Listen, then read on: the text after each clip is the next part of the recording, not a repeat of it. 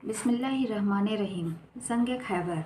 Khyber Medina से 8 मंजिल की दूरी पर एक शहर है। एक अंग्रेज़ों के हिसाब से खैबर मदीना से 320 किलोमीटर की दूरी पर है।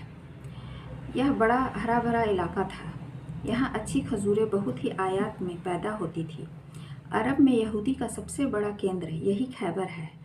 यहाँ के यहूदी अरब में सबसे ज़्यादा मालदार और लड़ाकू थे और उनको अपनी माली और जंगी ताकतों पर बड़ा नाज और घमंड था। यह लोग इस्लाम और हमारे रसूल सल्लल्लाहु अलैहि वसल्लम के बदतरीन दुश्मन थे।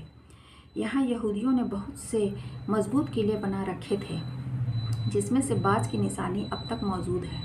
उनमें से 8 किले बहुत मशहूर हैं, जिनके नाम यह हैं: कुतैबा, नईम, शक, कुमूस, नताह, सअब, वतीह, सुलालिम। वास्तव में यह 8 किले 8 मोहल्लों की मिसाल हैं। इन्हीं 8 किलों का मुआवजा खैबर कहलाता है। जंग खैबर के बाद हजूर सल्लल्लाहु अलैहि वसल्लम कुछ दिन खैबर में ठहरे।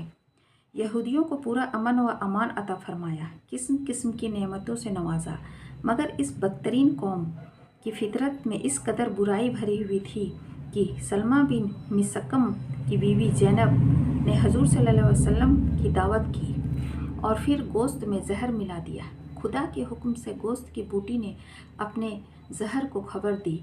आपने एक ही लुक़मा खाकर हाथ खींच लिया, लेकिन एक सहाबी हज़रत बसीर बिन बरा रज़ियल्लाहु अन्हा ने पेट भर कर खा लिया। जहर के असर से उनकी शहादत हो गई।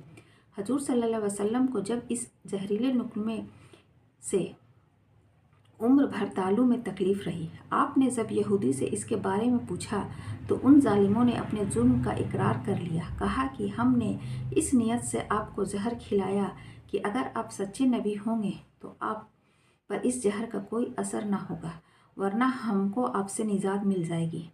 आपने अपनी ज़ात के लिए कभी किसी से बदला नहीं लिया, इसलिए आपने ज़ैनब से कुछ भी नहीं फरमाया।